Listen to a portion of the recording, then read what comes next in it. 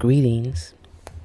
This is an informal reading of Dreaming While Awake, Techniques for 24-Hour Lucid Dreaming by Arnold Mindell, PhD.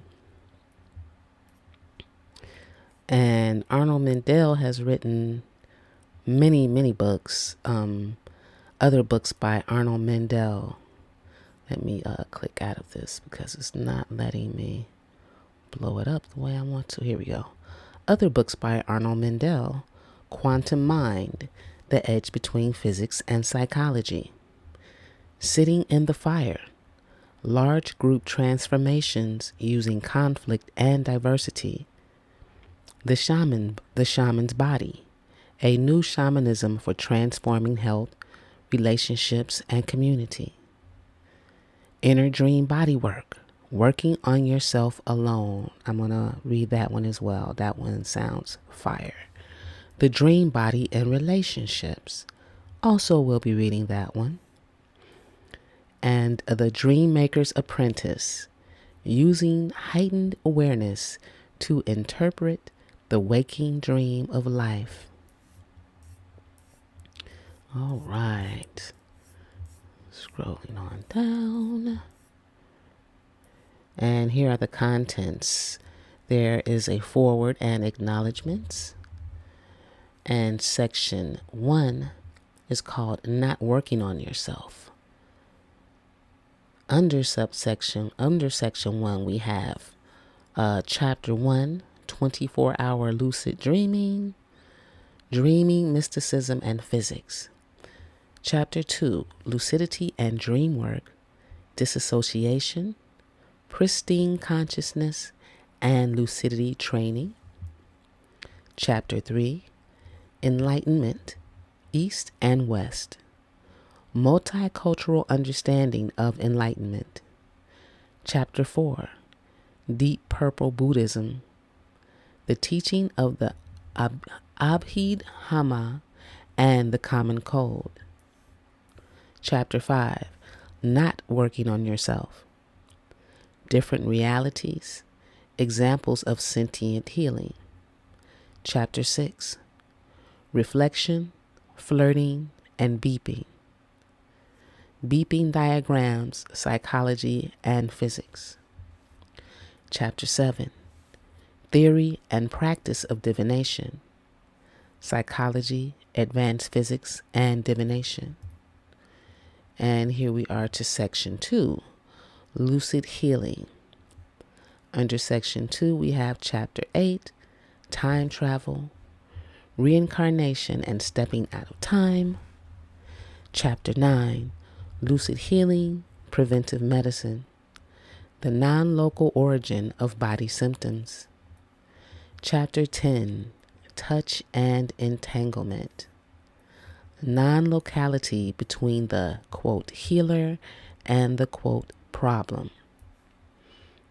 Chapter 11, Addictions and Relationships, changing the atmosphere that creates addictions. Chapter 12, Unbroken Wholeness in Relationships. We are very, very different and also the same. Chapter 13, Dreaming as World Work, Lucidity and Consciousness in Large Groups. Section 3, Lucid Living. Under section 3, we have chapter 14, Love Story, the Double, the Big U, the Double, and the Little U. Chapter 15, Panacea for the Tragedy of Being a Person, the Meaning and Timing of Consciousness. Chapter 16, Diamond Center of the Mandala, the Ancient Spiritual Practice of Becoming a Diamond. Yes. Chapter 17, Reality as a Magic Symbol, the Political Incorrectness of Dreaming. Then we have the bibliography, the index, and about the author. All right, forward and acknowledgments. This book appears in its present form because of my friends. I am indebted to Uncle Lewis O'Brien, for awakening me to the concept of the dreaming. Dear reader, please note, my use of the term dreaming is based on my own work as a therapist and is not meant to explain or pretend to understand the deep and mysterious meaning of, quote, dreaming as it is used in the various Australian Aboriginal traditions. My reference to dreaming in connection with those traditions are intended to honor and give credit to the significance of those who know and once knew dreaming as the basis of life. A percentage of the royalties from this book are donated directly to Australian Aboriginal sources.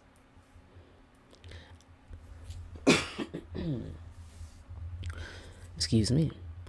I am grateful to the Process Work Centers of Portland, Oregon, Zurich, Switzerland, London, England, Tokyo, Japan, and Brisbane, Australia, for supporting the research and educational procedures found in this book.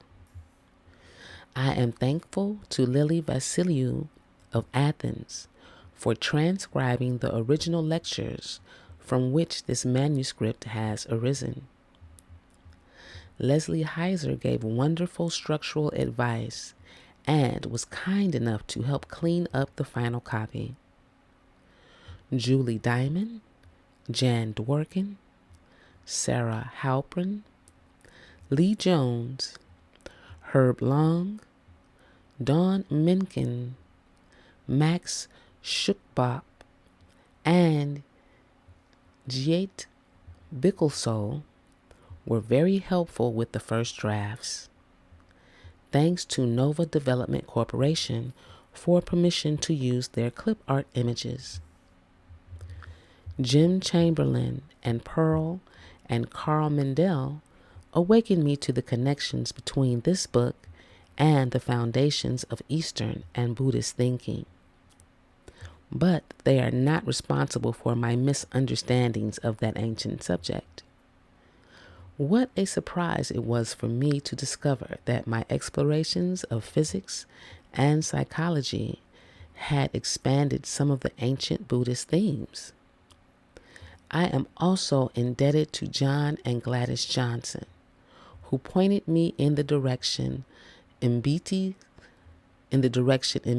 African concepts of time, supporting my interpretation of time in physics and experiments in stepping out of time. Amy Mendel, my friend and partner in all matters, debated, clarified, and co-taught every idea of this book with me. This could easily be called her book as well. All right, Section 1, Not Working on Yourself. Chapter 1, 24-Hour Lucid Dreaming. It was a hot, dry morning in Adelaide, Australia, as Amy and I walked quickly along the river near the university to a conflict resolution meeting we were about to facilitate. We were nervous about that meeting, hoping the Aboriginal people would successfully regain the rights to their land, which had been taken from them by the government. Uncle Lewis O'Brien, an Aboriginal elder with whom we were walking, gently put his hand on my shoulder and quietly said, "Amy, look over there, in the direction of the center of the city. What do you see?" I told him that I saw Victoria Square, the noisy, bustling business center of the city. Hundreds of people were shopping, cars honked, and buses moved slowly through the traffic. "Looks like a busy city," I said. Uncle Lewis suggested that I take another look. When I looked again, all I saw was the same noisy city. Well, your sight is good, but you don't see the dreaming. White fellas don't see the dreaming, but they sense it anyhow. White fellas built the center of the city there.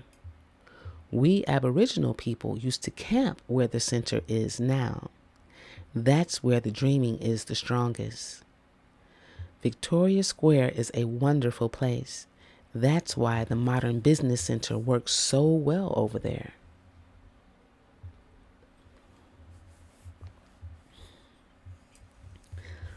My environmental consciousness was shocked and enlightened. I realized how my view of the city was filtered through the lens of my U.S. background and education. Until meeting this elder, given the choice, I tended to avoid cities, preferring the countryside. Uncle Lewis made me realize that the miracle of nature I was looking for in the countryside was right in front of me, in the midst of the bustling city. The dreaming is always present, like an aura shimmering around the shimmering around the objects and events you call everyday life. Some Aboriginal peoples describe the dreaming in terms of the dark side of the moon. When the moon is not quite full, you see its bright, illuminated side. You might call it a half moon. But if you look closely on a clear evening, you can see the dark side, silently shimmering next to the more apparent bright side.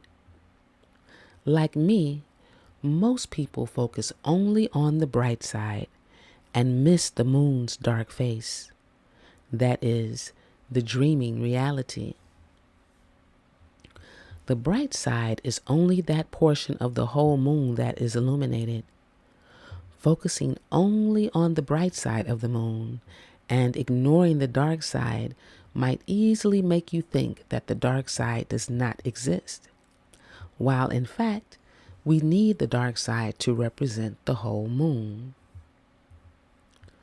The same is true for everything you see. If you only focus on everyday reality, you neglect the dreaming.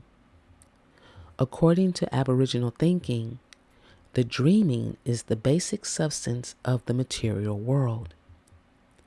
The dreaming gives objects the energy that attracts and repels your attention. If you neglect the dreaming, you devalue the material environment because you ignore its basis and thus miss half of life. The power of the dreaming is right here, behind the everyday world, as part of every object, the part you sometimes forget to notice.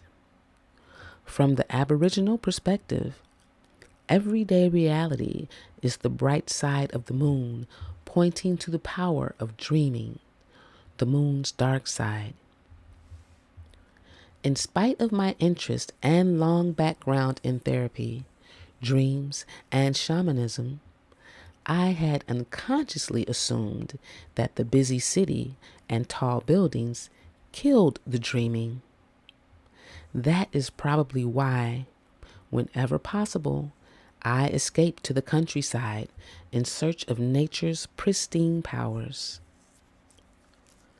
Uncle Lewis showed me that the city's reality exists because of the dreaming. Without it, nothing would be. Dreaming is the energy behind everything. It is the life force of all living beings, the power of trees and plants, and the power of motors, business, and financial centers. An artist senses the dreaming in the canvas, paper, and stone, and knows that everyday reality is not only concrete. Leonardo da Vinci wrote that artists should look into peeling plaster walls until they can see images emerging from the shapes of the plaster. Similarly, Michelangelo called sculpting a process of bringing out the form that already exists inside the stone. Artists and Aboriginal peoples have developed the ability to see the dreaming, that is, the power behind the figures you see in your nighttime dreams and everyday reality. Just as it is my hope that the ruling governments will be more generous in giving Aboriginal people back their land rights, my goal is to make the dreaming roots of reality so accessible, so visceral, that your conscious mind will give you back your right to dream. This book is devoted to perceiving, living, and orienting you to the power of dreaming. We will be taking a journey together, exploring the territory where shamanism crosses the boundaries of physics, where dreams become body experiences, and where everyday life merges with immortality. We will deepen the exploration begun by Freud and Jung into the subconscious or unconscious, which Buddhists refer to as the Dhammas and the practitioners of Tantra call the void. My goal is not to notice the dreaming only occasionally, but to develop a constant awareness of dreaming. With the new method I call 24-hour lucid dreaming, we will learn to move through and behind the world of everyday life, exploring the world of healing, divination, and immortality. In the first part of the book, I explore Aboriginal dreaming and its connections with quantum physics, psychology, and Buddhism. In part 2, we will discover the implications of these connections and experiment with new methods of lucid dream and body work, chronic symptom work, relationship, and group work. Part 3 investigates the implications of the practice of 24-hour lucid dreaming. We will explore how noticing and becoming lucid about the dreaming connects us to perennial philosophies and to a new self-image.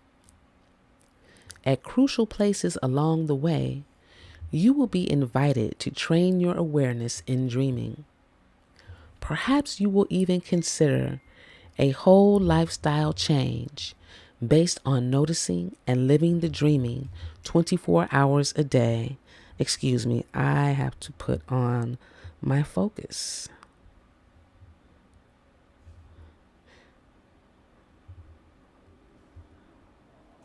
I always become very popular every time I begin to do work. Okay. I can become very, very popular. It is always foolish to oversimplify complex problems. Nevertheless, from the viewpoint of the dreaming, regardless of the complexities of your life, you can have only one problem: ignoring the dreaming background to reality. Ignoring the dreaming means marginalizing the deepest, unformulated experiences that create your actions in everyday life. Every time you ignore sentient, that is, generally unrecognized dreamlike perceptions, something inside of you goes into a mild form of shock because you have overlooked the spirit of life, your greatest potential power. After many years working as a therapist with people from all over the world, It seems to me that ignoring the dreaming is an undiagnosed global epidemic. People everywhere suffer from a chronic form of mild depression because they are taught to focus on everyday reality and forget about the dreaming background. This depression is not the kind that makes you feel miserable. It is subtler than that. This depression is the sense that something in your life is missing, even when outer things are going well. Most likely, no matter where in the world you live, many of the people around you feel that something is missing in life, even while they assume that life inherently lacks that special something. As soon as we have a day off, we feel the most common form of this subtle depression. We feel that life is not special, but must simply be lived to completion. While most people hope to do something meaningful, we do not really expect to be totally inspired and awestruck about life on a day-to-day basis. We do not realize that we are out of touch with the core energy of life, with the dreaming. Regardless of what our problems appear to be, ignoring the dreaming reality is the origin of most depression and low spirits. Without dreaming, you are living only half your life and seeing only half the world. The simple solution to this global epidemic involves gaining access to dreaming. In learning to sense the dreaming in your body's motions and in the signals you send and receive in relationship with the human and natural worlds. Perhaps you are already trying to solve your mild chronic sense of depression by noticing your dreams, doing meditation, or following a spiritual tradition.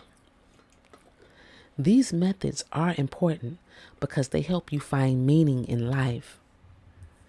But dreaming is beyond even meaning. Dreaming is the origin of all your experiences, including your sense of meaning and your deepest beliefs. Dreamtime and physics.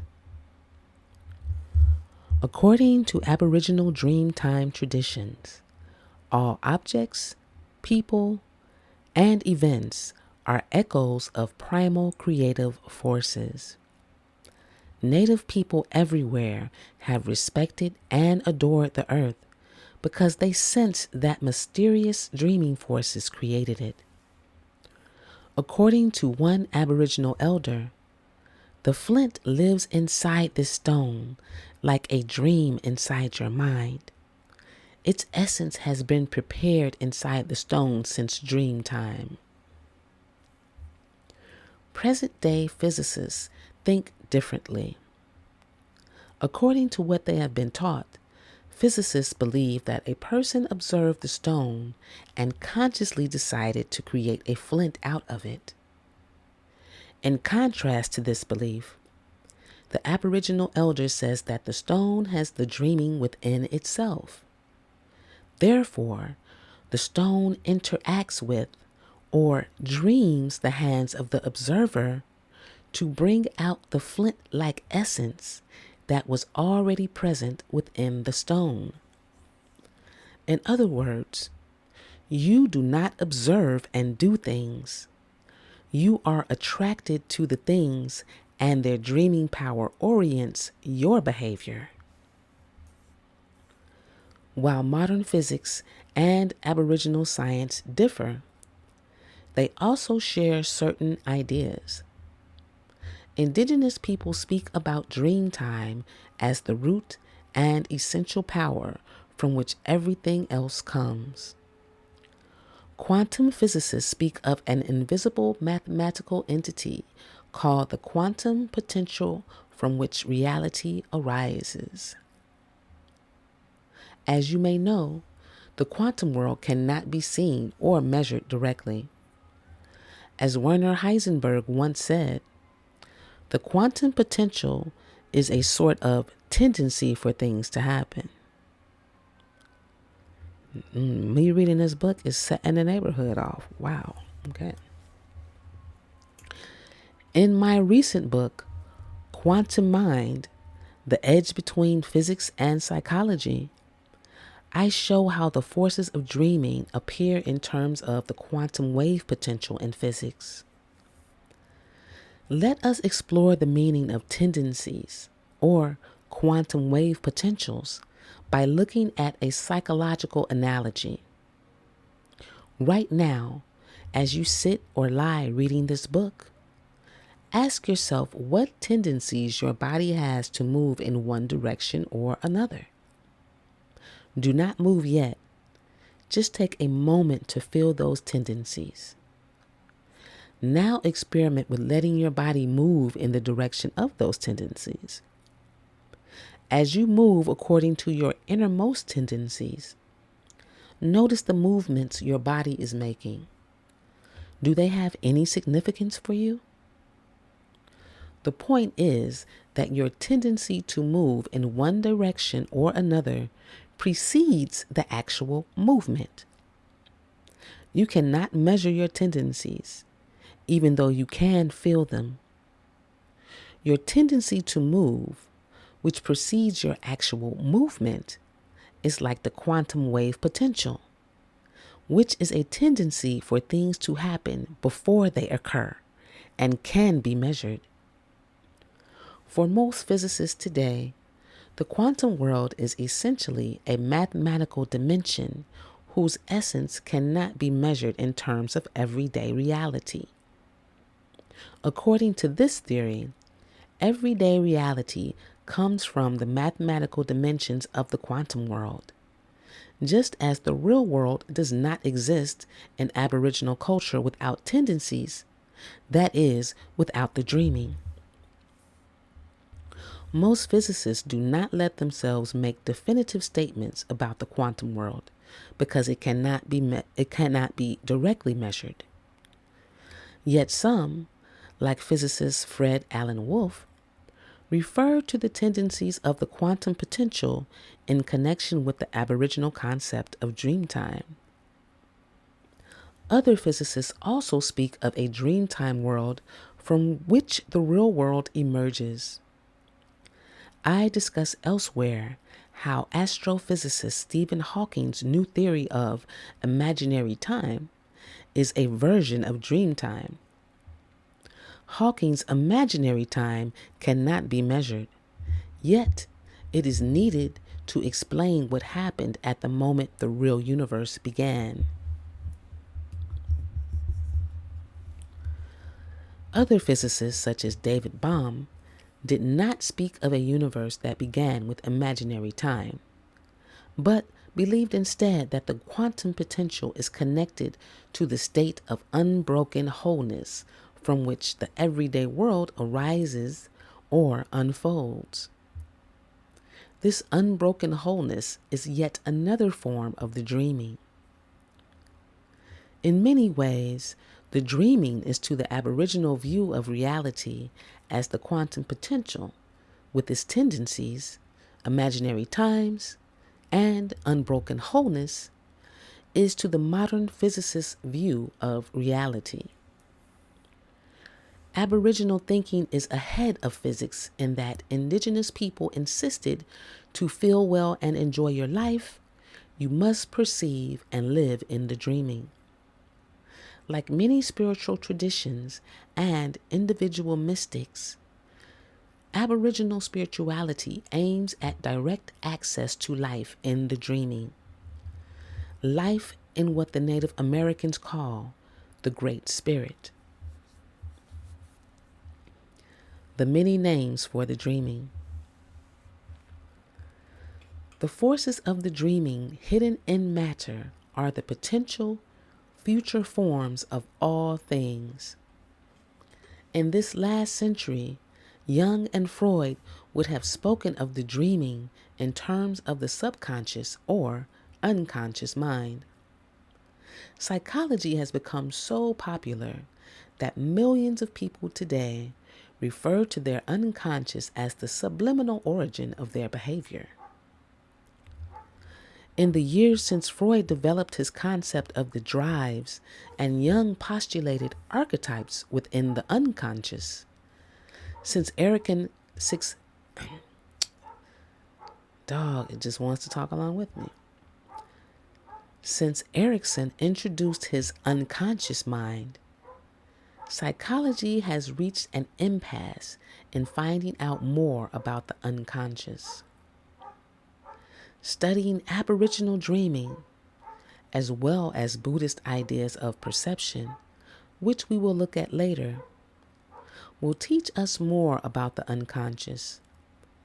The more we know about this realm, the more we will be able to understand parapsychology, psychosomatic medicine, synchronicity, and perhaps even life itself. Native Americans, Aboriginal Australians, Taoists, Zen Buddhists, Tantric meditators, and mystics everywhere do not think of the dreaming world as an unconscious. For these peoples, the sentient dreaming world is the basic reality. Though marginalized and invisible to mainstream cultures today, dream time has been the essential reality for peoples from the beginning of history. The energetic tendencies that dream everyday life into existence have gone by many names. Taoists call them the Tao that cannot be spoken. Chuang Tzu, the ancient Chinese sage, referred to dreaming as the primal force. Native Americans speak of dreaming in terms of the power of the Great Spirit.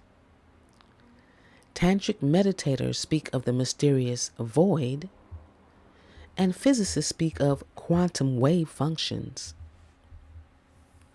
So many spiritual traditions and perennial beliefs support the concept of dream time that you might ask why most of us forget the dreaming and hang on to everyday reality as if it were the only reality.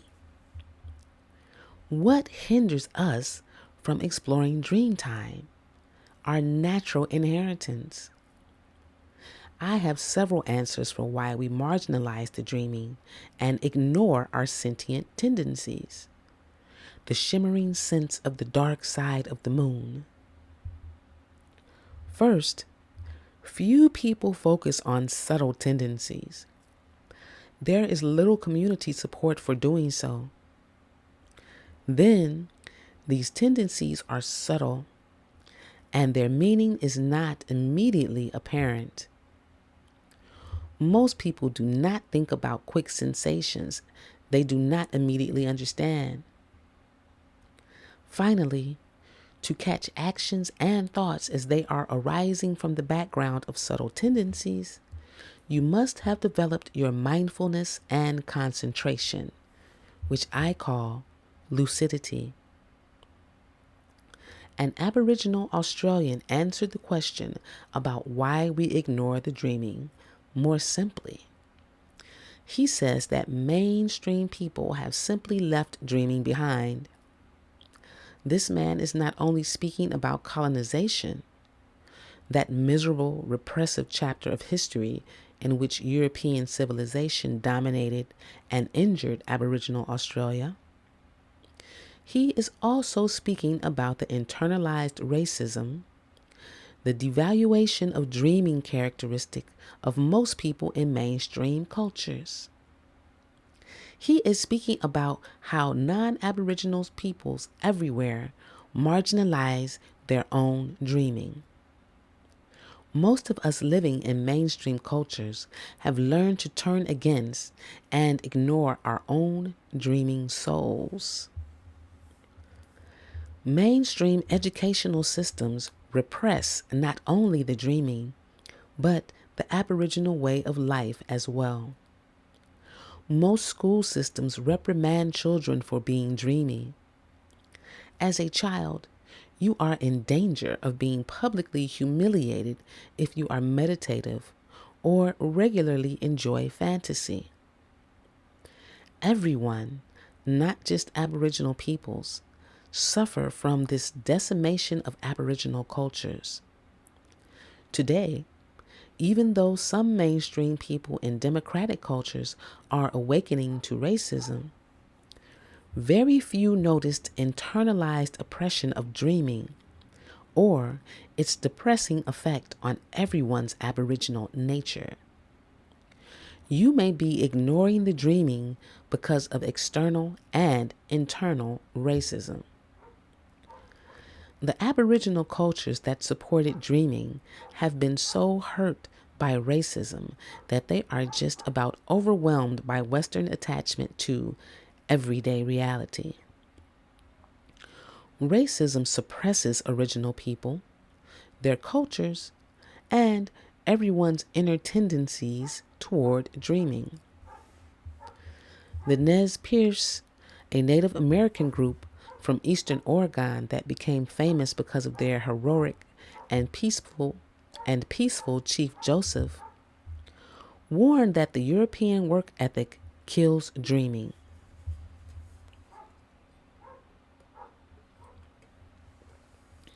My young men shall never work. Men who work cannot dream, and wisdom comes in dreams. For the Nez Perce and other Native American peoples, such as the Maricopa of Colorado and the Iroquois of New York, dreaming was the expression of the highest divinity. The racism and colonization of Aboriginal and emerging world cultures is the same internalized repression of our own dreaming souls that happens daily. At first inspections, Native traditions appear to have been decimated. Yet, some Aboriginal peoples will tell you that the concept of dream time is undefeatable. Australian Aboriginal elders say that you can kill the kangaroo, but not kangaroo dreaming. While many of us struggle to protect the land rights of Native peoples, dreaming has its own self-protection. It cannot be destroyed, but is inherent in the land and in everyone's deepest experiences. It is the basic energy of the universe. You can kill people and destroy objects, but the dreaming, which creates them, is still there. Supporting Native peoples and rediscovering access to dreaming go hand in hand. Today, most non-Aboriginal people associate dreaming with experiences that occur during sleep at night. This understanding of dreaming was expanded on by the concept of lucid dreaming, which was introduced in the United States in the 1970s, primarily through the work of Stanford University researcher Stephen LaBerge, who wrote Lucid Dreaming, The Power of Being Awake and Aware in Your Dreams. LaBerge defined lucid dreaming as awakening in nighttime dreams and moving about in them while asleep. However, according to the Australian Aboriginal peoples, as well as to mystics, dreaming happens all day long in our subtle experiences, which are almost too quick to catch, are irrational and dreamlike, and are difficult to formulate. Dreaming happens all the time, just before new thoughts and actions arise.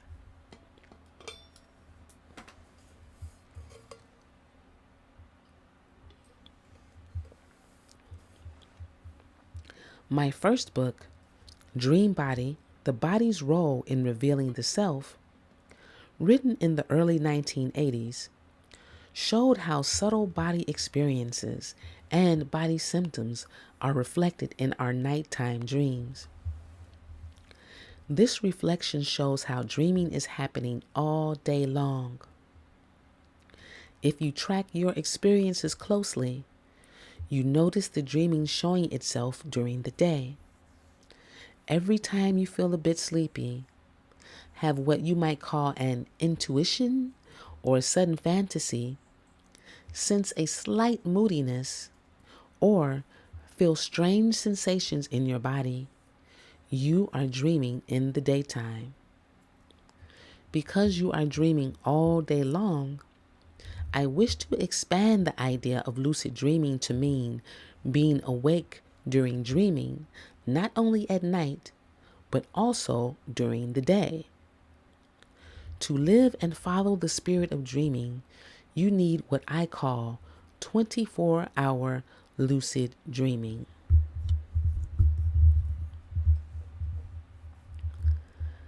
The dreaming is a tendency. It is our basic perception that precedes all thoughts and sensations that can be formulated. The dreaming even precedes the dreams you have at night. This illustration below shows where lucid dreaming fits into the spectrum of our waking and sleeping consciousness. You will see the relationship between your different states of awareness, between the deepest unconsciousness to action in everyday reality. At the bottom is the root, the tendencies called Aboriginal Australian dreaming. In the center of the picture, arising from the dreaming, is dreamland, the events and figures of nighttime dreams. I call this area at the center dreamland to differentiate it from the dreaming at the base. In other words, the dreaming is the power that creates the figures of dreams, and the dreaming unfolds into dreamland. Finally, at the top of the cone, you see everyday reality, or rather, consensus reality, with its objects and parts.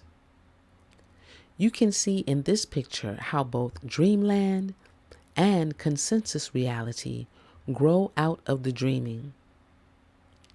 Do not worry about grasping all the details of this diagram, since we will discuss it again later. The point of the diagram is to show the primal action of the dreaming and to prepare you for training your attention and becoming lucid. As you grow in lucidity, you notice that everything catches your attention. Everything, including sudden flashes, symptoms, relationship issues, and world events, is preceded by the dreaming. We will discover together how living in the dreaming means living in a non-dualistic world with fewer tensions and less anxiety than you may ever have known. I have learned this from physics and from Aboriginal wisdom. You can learn it from Buddhism, from this book, and from yourself, tracking your own experiences and living a lucid life. No special abilities are needed. Anyone can relearn how to live in the dreaming world. The power to gain access to dream time is everyone's natural inheritance.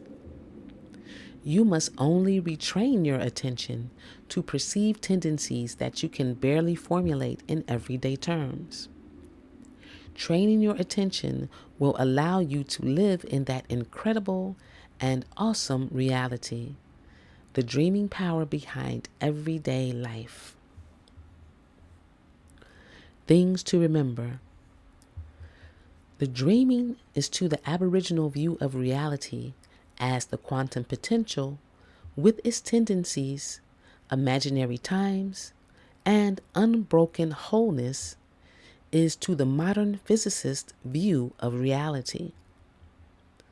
When you are lucid, you will notice that everything which catches your attention, everything, including sudden flashes, symptoms, relationship issues, and world events, is preceded by tendencies, by the dreaming.